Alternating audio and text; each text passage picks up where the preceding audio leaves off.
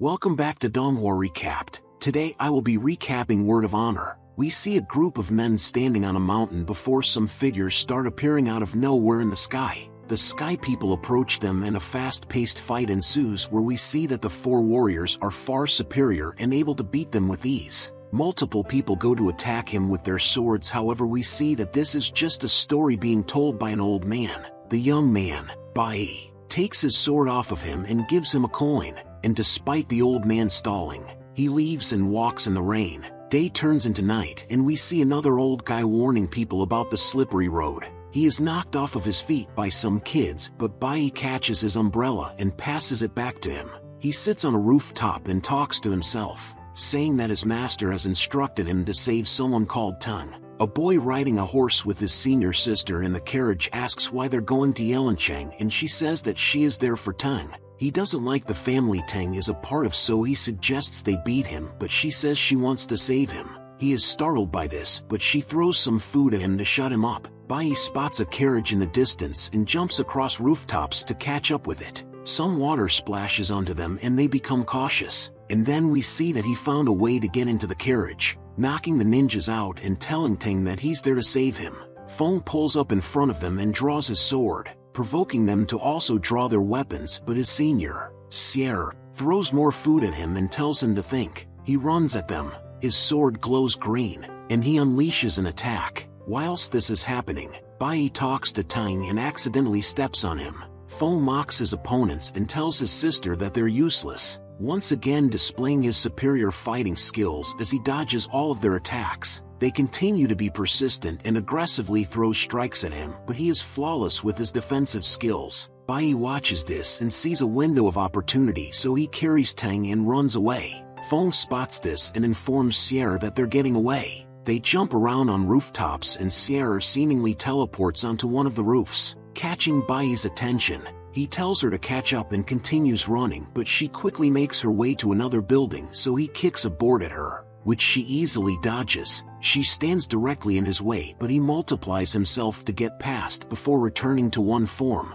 Ting thinks that he is sucking his power away, but he says he is actually saving him. He is now able to stand on his own 2 feet, and Bai passes him something to help him in the future, receiving an important piece of paper in return. Before leaving, Ting warns him not to learn the martial art and to learn from his mistakes. Sierra appears on the rooftop again and jumps to the floor. He tells her that the person she was looking for is gone now, but she says that she isn't looking for Ting anymore, but is instead looking for the paper that Bai now has. She teleports behind him and takes his sword before floating in the air. She mercifully throws the sword back to him and then disappears. We see him running through a forest, and then he makes his way to a beautiful house where his master is eating some meat. He shoves the paper with Ting's secret in his face, but he doesn't care and throws it into the fire. Bai is shocked by this and knocks the meat out of his master's hand, saying that he worked hard to get hold of that. The dog takes the meat and runs off with it, which causes his master to hit him around the head. He is once again disrupted by the presence of ninjas running around in the forest. He says that the Shanlin Temple are looking for him, which strikes fear into Bai, who tries to run away, but his master stops him and says that they can't run. He draws his sword, but the master puts him in this place, saying he's not experienced enough to fight them yet, and explains that the reason they're after him is because he stole one of their treasures. Unexpectedly, 2 men appear out of nowhere, their names being White Dragon and White Crane. The master uses a broom to fight them off, whilst the men dressed in ninja costumes make their way to the house. Bai proves himself a good apprentice as he grabs his sword and joins in the fight with his master. He stops White Dragon from attacking Bai, and makes them disappear in the blink of an eye. Bai is relieved, but he is warned that their master's an illusion. As anticipated, they do appear again, so he takes some wine that was buried in the ground and drinks of it. Before looking upwards and seeing another person standing on top of the rooftop, the master refers to him as Helion, and says that there is a possibility that he is better than him. Master confirms his ability when he throws his broomstick at him, which causes it to completely shatter into pieces. Helion tells White Crane and White Dragon to stand back, so they disappear. Instead of fighting a pointless battle, Master agrees to go with him and tells Bai to go to the Palace of Learning, saying that the temple will now hunt him. He goes with Helion, and the ninjas climb over the walls to attack his apprentice, but he uses his senses and power to protect him, sending them flying. The dog walks downstairs carrying a basket and then licks Bai, and he tells the dog to look over the house whilst him and the master are gone. We see the Xianglin Temple, which is a huge palace-like building, and inside are two men discussing the master, and one of them mentions that he has an apprentice, referring to Bai.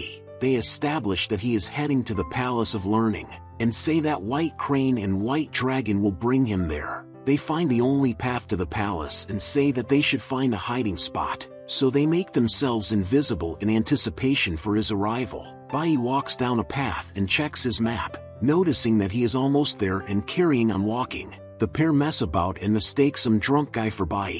He grabs the feather on White Crane's hat and starts dragging him away, and then hangs his water bottle on White Dragon's hat. They're confused about what is taking Bai so long, and decide to retreat from their current position, which wakes the guy up and make him realize the floating twig and feather turn into people. Bai finds himself in a strange area, realizing that he has gone in the wrong direction. A week later, the drunk guy is hassling the citizens about the two people he saw, saying that they are ghosts. He continues to act crazy, and Bai overhears him whilst hiding behind a rock. He concludes that the guy is talking about White Dragon and White Crane, so he goes to the place where the Palace of Learning is, noticing a rainbow in the sky and saying that a matrix is put in place as a barrier, and must be broken within the mind. A day later he is still walking to the rainbow in the distance, and suddenly some people holding swords drop down from the trees, followed by Feng, who recognizes Bai as the guy who saved Tung. He says that he is the leader of the extreme evil sect and grabs the young man, questioning why he has come there. Another person, Shui, appears and knocks Feng's way of life, calling it redundant. Some more people appear with him and he says that Bai should join the Bloody Cherry sect, but Feng stands in his way, challenging him to a fight and labeling himself the most powerful person in the palace. He charges his sword up, gathering power from the sky and trees, but his recklessness proves ineffective as his bamboo sword breaks in half. He notices the iron sword that Bai is carrying and tries to grab it, sending it flying into the air before another guy called Manhwa retrieves it and questions what Bai is doing there. He tells them to go to class together before speeding off, and the other two guys tell him to close his eyes. In an instant he is at the Palace of Learning.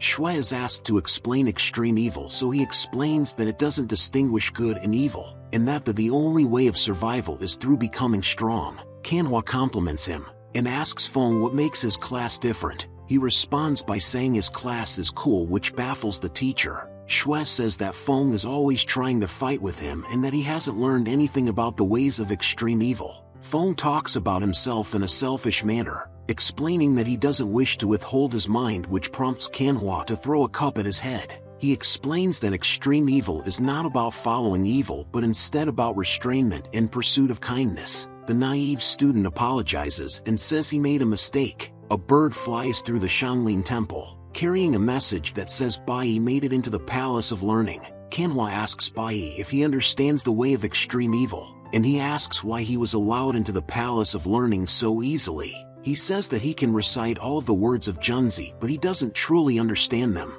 He says that his master said that Junzi is nonsense, but he disagrees, and Manhwa says that even nonsense can be influential. The young man says that he wishes to speak nothing but the truth, and the teacher assures him as well as the rest of the class that they can make it. They leave the class and Feng grabs Bai, admiring his so-called arrogance and telling him to join his sect, but he declines. Bai writes a letter for his master about the Palace of Learning, saying that it's different from what he was expecting. Up on a rooftop is some guys who were with Feng earlier, a part of his sect. They're spying on him and try to throw a needle into him, but he catches it mid-flight, explaining that he hasn't slept for years and saw it coming. This proves to be a mistake though, as the needle touching his hand knocks him out anyway. They bring him to Feng, who is outraged about them waking him up, but they say they wanted to teach Bai a lesson. He says that he has a new understanding of what extreme evil means, and then Bai wakes up with red eyes. He grabs the guy by his throat, so Feng goes to defend him,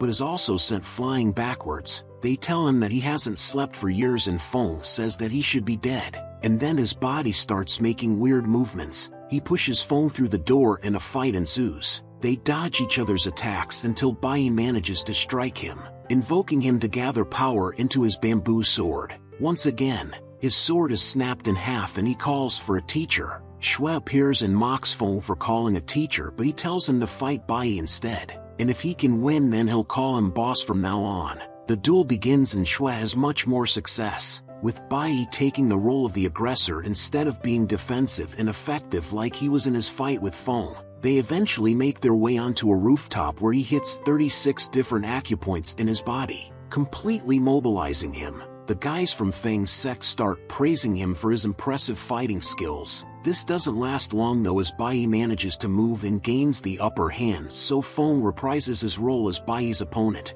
using his broken sword. A huge cloud of lightning and thunder surrounds them as he points his sword at him, however he doesn't seem fazed, shattering the sword. Shui once again tries to fight him, and they even try to join forces to defeat the newcomer, but it's still no use. Somehow he has learned to pick up their abilities and use it against them. Inside the Palace of Learning, a man explains the events that have happened recently to Manhwa and another one of the teachers. He says that many murders and disappearances have happened, and Manhwa tells him that all the victims were members of a League of Shanlin. The fight between the students continues, and then Sierra's voice can be heard. She says that it's impractical for students to always think that a teacher will be there to save them, and then with one small tap, she is able to bury Bai into the ground. They tell her that he was poisoned with sleeping bone fragrance, and pulls a cure from out of his pocket. The cure smells a lot and they all cover their noses to avoid it. She takes it from him, placing it under the young man's nose, and he returns to a normal state. He calls Sierra pretty and begs to be let out before she sends him to sleep. She tells them to send him to her courtyard when he wakes up so that then she can question him. But that's where this video ends. I hope you enjoyed the video and I'll see you next time.